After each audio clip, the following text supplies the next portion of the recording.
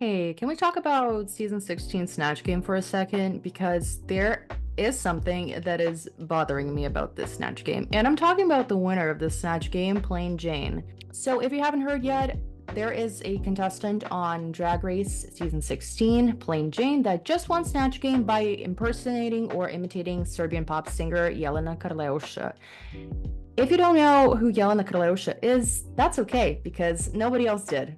Nobody else did. Neither did RuPaul. And RuPaul probably couldn't point to Serbia even if he tried. But that's exactly the point of this issue that I have with this specific Snatch Game win. So, Plain Jane is, from my understanding, a Russian drag queen that was impersonating a Serbian pop singer, which is not really weird because we have so many Russians here anyway, and they do love to talk about our pop culture because our pop cultures are pretty similar in some aspects, which is great. But my issue with this specific Snatch Game is that to me, it just wasn't that funny, honestly. Like, don't get me wrong, she did a pretty okay job considering that this is Snatch Game and that sometimes on Snatch Game we have some really horrendous imitations and impersonations. But will this be one of those Snatch Games that go down in history as like legendary, like Alaska's, Katya's, or anybody else's? I don't think so. I do think that this Snatch Game was pretty mid overall, and I do think that this Snatch Game win was pretty mid. But let me just talk you through some points that I have, and let me just share with you why I have issues with this specific Snatch Game. So, first we need to ask ourselves, who the fuck is Jelena Karleusa? So, Jelena Karleusa is a Serbian pop singer, and she's been active since the early 90s. She went through so many phases in her music, her aesthetic, her style, and she's basically a pop legend in Serbia. And even though I am not an expert on Drag Race or on Jelena Karleusa, I am, in fact, Serbian, which kind of makes me an expert in everything, including this topic.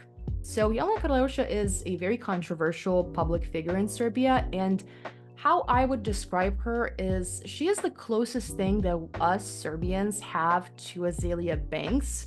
And if you know Azalea Banks, you know that she likes to fight everybody and everything, including the country of Ireland.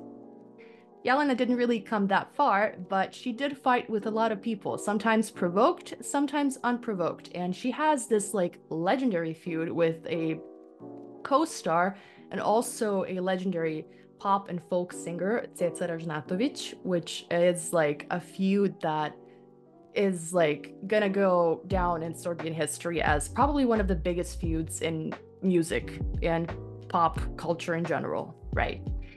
So Jelena is a legend. She's a controversial figure for her outspoken and very interesting, things that she has to say.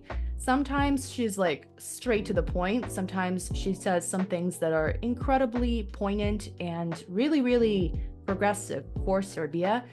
But sometimes she yaps a little bit too much and digs herself a very big hole that is difficult to get out of.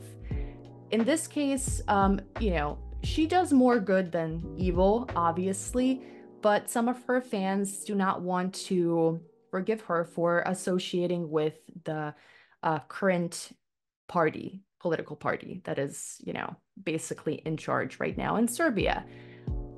But in general, she does some good things. For example, she is a huge LGBTQ plus activist, which is amazing because not a lot of people in like Serbia's public life do that. And she has been an advocate for LGBTQ plus rights for at least 20 years from now, which is really great. And she does more good for the LGBTQ plus community than our Prime Minister, Ana Brnabić. And I'm looking at you. You didn't do shit for us, so yeah, at least Jelena is like trying, okay? She's also a animals rights activist, which is amazing. And in Serbia, we do have an issue with animal rights not really being recognized as, separate rights, which she really tries to do.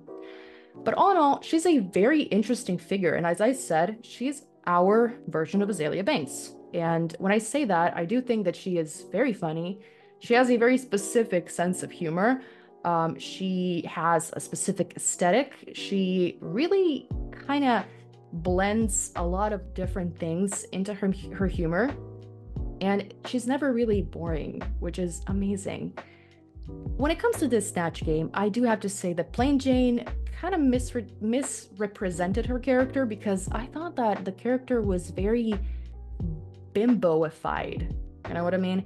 And even though I know that on TikTok, Slavic bimbos and like mob wife aesthetics are sometimes going hand in hand, I do not agree with reducing Jelena as this like Slavic bimbo. Even though she does flirt with the Slavic bimbo aesthetic, it's on purpose, but you should not reduce her character to a Slavic bimbo. And if you're doing that, you need to be a little bit more subversive and smart for it to work. I understand that not a lot of Americans know who she is. I hope that they will find out who she is now.